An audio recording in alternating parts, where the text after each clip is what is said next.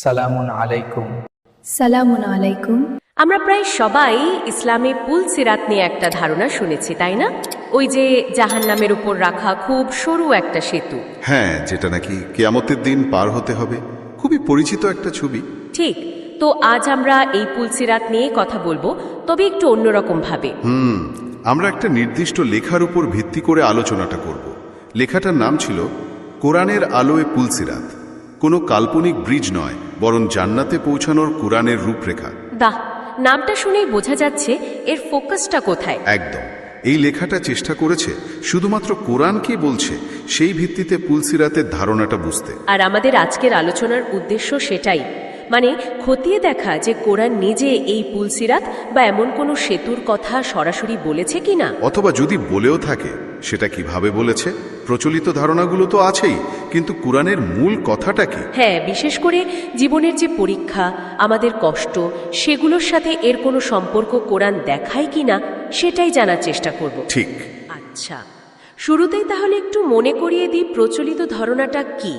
মানে বলা হয় যেটা চুলের চেয়েও সরু, হ্যাঁ, আর তলবারের চেয়েও ধারালো একটা সেতু, যার উপর দিয়ে যাওয়ার নির্ভর করবে পৃথিবীতে কে কেমন কাজ করেছে তার উপর। কিন্তু মজার ব্যাপার হলো আমাদের হাতে যে উৎসটা আছে সেটা বলছে কোরআনে সরাসরি এই নামে বা এমন বর্ণনার কোনো সেতুর উল্লেখই নাকি পাওয়া যায় না। ঠিক ধরেছেন, এটা কিন্তু বেশ বড় একটা দাবি। উৎসটার মূল বক্তব্য হলো কোরআনের ফোকাসটা আসলে অন্য জায়গায়। কোথায়? কোরআন বারবার জোর দিয়েছে পরীক্ষা, কষ্ট, ধৈর্য এবং এই সব কিছুর যে ফলাফল সেটার উপর। মানে কোনো ভৌত সেতুর চেয়ে এই আধ্যাত্মিক যাত্রার কথাই কোরআন বেশি বলছে। ইন্টারেস্টিং।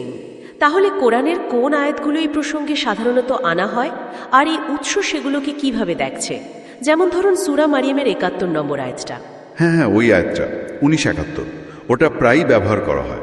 আয়াতটা হলো ওয়া ইম মিনকুম ইল্লা ওয়ারিদুহা, যার মানে বলা হয় তোমাদের মধ্যে এমন কেউ নেই যে ওর জাহান্নামের ওপর দিয়ে অতিক্রম করবে না। ঠিক, কিন্তু এখানে কি ওয়ার্ডটা হলো ওয়ারিদুহা। ওয়ারিদুহা এর মূল ক্রিয়াপদ ওয়ারাদা। ওয়ারাদা। এর মানে কিন্তু শুধু অতিক্রম করা নয়, এর মানে হতে পারে কোনো কিছুর দিকে যাওয়া, কোনো কিছুর মুখোমুখি হওয়া বা কোথাও পৌঁছানো, এমনকি প্রবেশ করাও বোঝাতে পারে।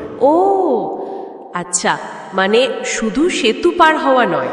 না, উৎস বলছে এটা সরাসরি সেতু পার হওয়া বোঝায় না, বরং কোনো কিছুর সম্মুখীন হওয়া বা তার কাছে যাওয়া, এই অর্থটাই বেশি প্রাসঙ্গিক। তাহলে আয়াতে যে ওর বা সর্বনাম হা আছে ওটা কিসের দিকে ইঙ্গিত করছে? সেটা এর আগের আয়াতগুলো দেখলেই বোঝা যায়। মানে আয়াত ৬৮ থেকে ৭০ পর্যন্ত জাহান্নামের কথাই বলা হচ্ছিল, তো হা সর্বনামটা ওই জাহান্নামকেই নির্দেশ করছে। তার মানে আয়াতের অর্থ দাঁড়াচ্ছে প্রত্যেককেই জাহান্নামের বাস্তবতার মুখোমুখি হতে হবে বা অন্তত তার কাছাকাছি যেতে হবে। একদম, এটা যেন একটা অবশ্যম্ভাবী পর্যায়, একটা অভিজ্ঞতা যা এড়ানো যাবে না। উৎস এটাকে বলছে পরকালে সত্যের চূড়ান্ত প্রকাশের মুখোমুখি হওয়ার একটা রূপক, কোনো আক্ষরিক সেতু পারাপার নয়। আর এর পরের আয়াতেই তো ১৯.৭২ বিষয়টা আরো পরিষ্কার হয়ে যায়, তাই না? হ্যাঁ, অবশ্যই। পরের আয়াতে কি বলা হচ্ছে? থুম্মা নুনাজ্জিল্লাযীনা তাকাউ ওয়া নাযারুয যালিমিনা ফিহা জিসিয়্যা। অর্থাৎ তারপর আমরা মুত্তাকিদের, যারা আল্লাহকে ভয় করে, সাবধান রক্ষা করব এবং জালিমদের সেখানে নতজানু অবস্থায় রেখে দেব। ঠিক, এখানে দেখুন ফিহা ফিহা শব্দটা আছে, যার মানে তাতে বা তার ভেতরে। এটা তো পরিষ্কারভাবে জাহান্নামকেই নির্দেশ করছে।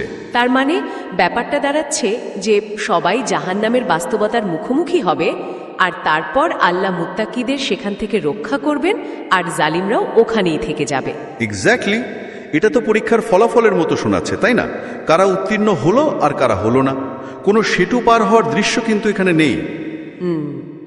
এই ভাবনার সাথে তো সূরা মুলকের ওই আয়াতটা খুব মিলে যায়। মানে আয়াত নম্বর ২, ৬৭-র ২। কোনটা বলুন তো? ওই যে, যিনি সৃষ্টি করেছেন মরণ ও জীবন, তোমাদেরকে পরীক্ষা করার জন্য কে তোমাদের মধ্যে কর্মে শ্রেষ্ঠ। বাহ, খুবই প্রাসঙ্গিক পয়েন্ট। এই আয়াতটা তো কোরআনের একটা সেন্ট্রাল থিম। জীবনের উদ্দেশ্যই হলো পরীক্ষা। আমাদের সব কিছুই, সুখ দুঃখ, সাফল্য ব্যর্থতা, এমনকি মৃত্যু পর্যন্ত সবই এই পরীক্ষার অংশ। ঠিক, কোরআন কোনো সহজ শর্টকাট বা একদিনের কোনো অলৌকিক ঘটনার কথা বলছে না, যেমন ওই সেতু পার হওয়ার মতো, বরং পুরো জীবনব্যাপী একটা প্রক্রিয়ার উপর জোর দিচ্ছে। যেখানে আমাদের কষ্ট, বিপদ, ধৈর্য, আমাদের নৈতিক সিদ্ধান্তগুলো, আল্লাহর ওপর বিশ্বাস, এগুলো দিয়েই আমরা পরীক্ষিত হই।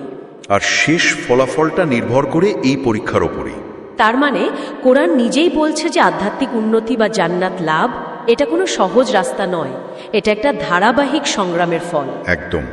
সূরা বাকারার 214 নম্বর আয়াতে তো এমনই ইঙ্গিত আছে। হ্যাঁ, মনে পড়েছে। বিশ্বাসীদের বলা হচ্ছে, তোমরা কি মনে করেছো যে তোমরা এমনিতেই জান্নাতে প্রবেশ করবে, অথচ তোমাদের পূর্ববর্তীদের ওপর যা আপতিত হয়েছিল তা এখনো তোমাদের ওপর আসেনি? অর্থ সংকট ও দুঃখ কষ্ট তাদেরকে স্পর্শ করেছিল এবং তারা ভীতকম্পিত হয়েছিল। এমনকি রাসূল এবং তার সাথের ঈমানদারগণ বলে উঠেছিল, আল্লাহর সাহায্য কখন আসবে? তখন বলা হয়েছিল, জেনে রাখো আল্লাহর সাহায্য অবশ্যই নিকটবর্তী। কি শক্তিশালী আয়াত! অবশ্যই। এই আয়াতটা একদম পরিষ্কার করে দেয় যে শান্তি বা জান্নাত পাওয়াটা সহজ না। আগের নবীদের উম্মতদেরও কঠিন পরীক্ষা দিতে হয়েছে, অনেক কষ্ট সহ্য করতে হয়েছে। কোরআন এখানে জীবনের কঠিন বাস্তবতা আর সংগ্রামের ছবি আঁকছে। মুক্তি বা সাফল্য আসে এই পরীক্ষাগুলো পার হওয়ার মাধ্যমেই, কোনো কাল্পনিক সেতু পার হয়ে নয়। ঠিক। আর এই যে কষ্টের পথ চলা, এর সাথেই তো সূরা ইনশিরাহের ওই আশা জাগানো কথাটা জুড়ে আছে, তাই না? নিশ্চয়ই কষ্টের সাথে সহজতা আছে। খুবই গুরুত্বপূর্ণ একটা পয়েন্ট এনেছেন। ফাইন্না মাল উসরি ইউসরা, ইন্না মা আল উসরি ইউসরা, 94.56। দুবার বলা হয়েছে কথাটা। হ্যাঁ, দুবার পুনরাবৃত্তি করে জোর দেওয়া হয়েছে যে কষ্ট আর স্বস্তি বা মুক্তি এরা অঙ্গাঙ্গিভাবে জড়িত। মানে কষ্ট একটা পর্যায়, যা পার হলে সহজতা আসবেই। এটা যেন একটা নিয়ম। তার মানে কষ্টটাই পথ। অনেকটা তাই। কোরআন এখানে ধৈর্য ধরে কষ্টের মধ্যে দিয়েই মুক্তি পাওয়ার পথ দেখাচ্ছে। উৎস গ্রন্থের মতে এটাই হলো কোরআনের বলা আসল পথ, বা রূপক অর্থে সিরাত বা সেতু। কোনো ভৌত কাঠামোর কথা না বলে এই মূলনীতিটাই প্রতিষ্ঠা করছে যে সংগ্রামের পথ ধরেই শান্তি বা পুরস্কার আসে। একদম। কিন্তু একটা প্রশ্ন তো থেকেই যায়, যদি কোরআনে সরাসরি এমন সেতুর কথাই নাই থাকে, তাহলে এই যে চুলের চেয়ে সরু, তলোয়ারের চেয়ে ধারালো সেতুর ধারণাটা এটা এত ছড়ালো কি করে? ভালো প্রশ্ন। উৎস এখানে কয়েকটা সম্ভাব্য কারণের কথা বলেছে।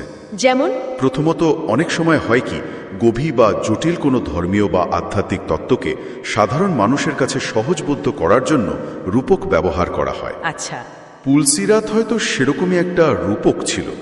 বিচার দিবসের ভয়াবহতা বা আমাদের আমলের যে সূক্ষ্ম বিচার হবে সেটার প্রতীক হিসেবে। কিন্তু পরে মানুষ এটাকে আক্ষরিক অর্থে ধরে নিল।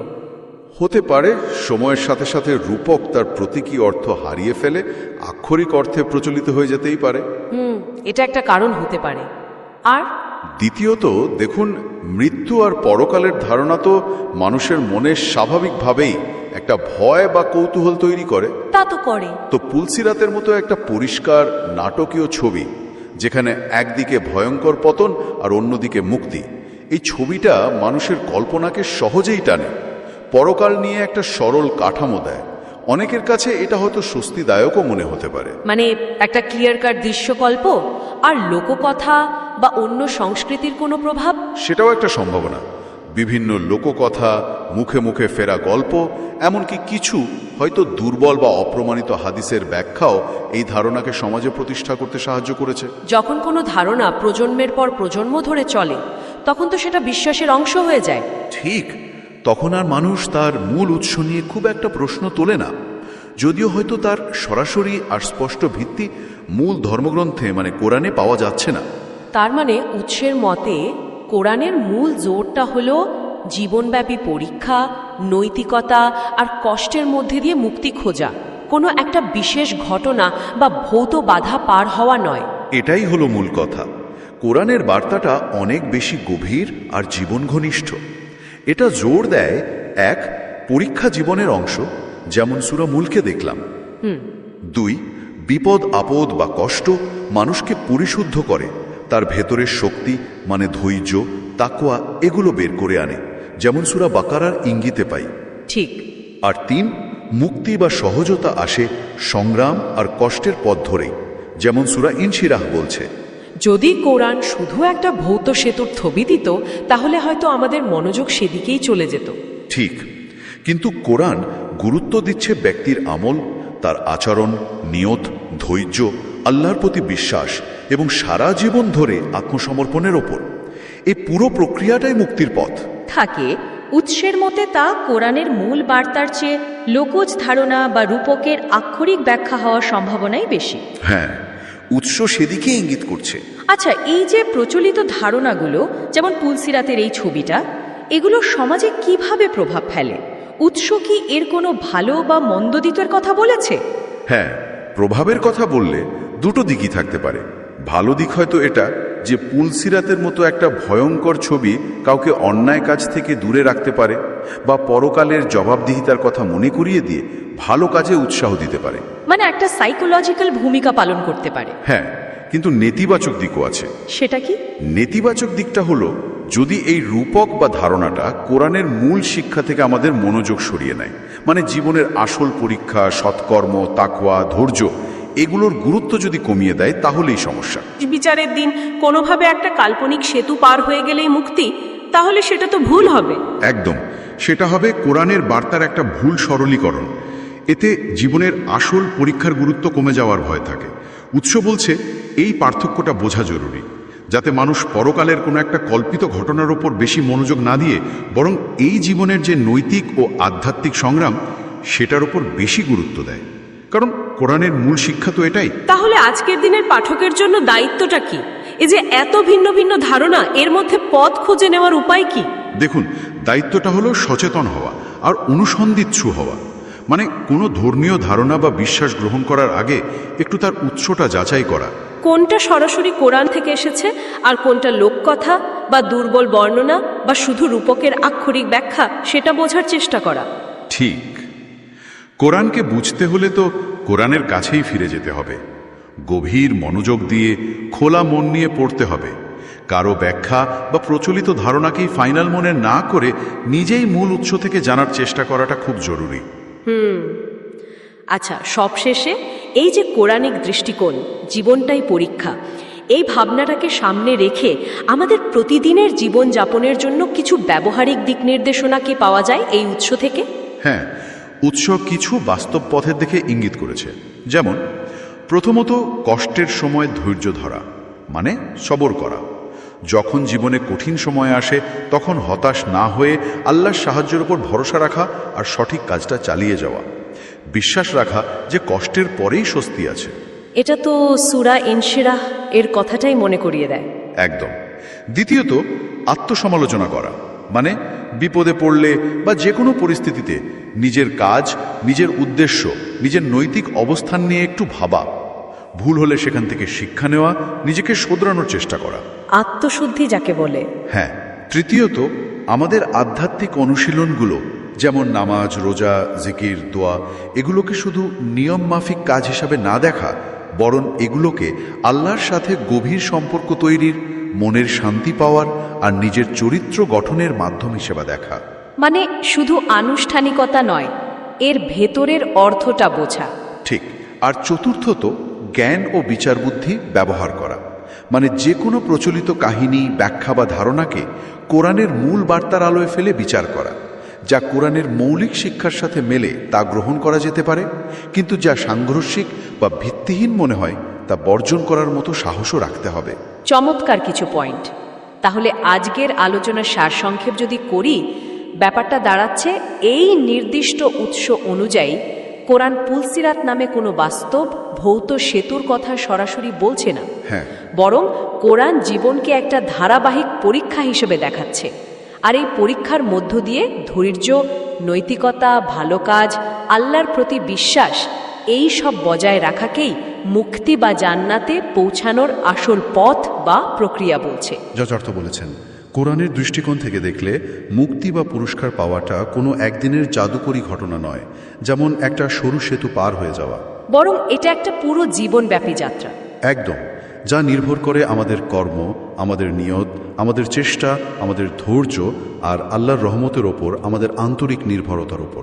শেষ করার আগে একটা প্রশ্ন মনে আসছে, এই আলোচনা শোনার পর আমরা কি আমাদের দৈনন্দিন জীবনের ছোট বড় পরীক্ষা বা চ্যালেঞ্জগুলোকেই সেই আসল পুলসিরাত হিসেবে দেখতে পারি, মানে যেগুলো পার হওয়ার মাধ্যমেই আমাদের আধ্যাত্মিক উন্নতি ঘটে? খুব সুন্দর একটা ভাবনা।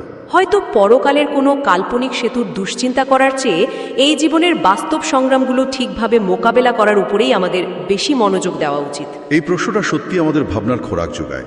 হতে পারে এই জীবনের প্রত্যেকটা নৈতিক সিদ্ধান্ত, ধৈর্যের প্রত্যেকটা মুহূর্ত, সৎ কাজের প্রত্যেকটা চেষ্টাই আসলে সেই সেতুর এক একটা ধাপ, যা আমাদের চূড়ান্ত সাফল্যের দিকে নিয়ে যাচ্ছে। এই দৃষ্টিকোণ থেকে দেখলে জীবনের প্রত্যেকটা মুহূর্তই তো খুব গুরুত্বপূর্ণ হয়ে ওঠে। অবশ্যই। এই ভাবনাটা নিয়েই না হয় আজ আমরা শেষ করি। ঠিক আছে, আপনাকে অনেক ধন্যবাদ। আপনাকেও ধন্যবাদ।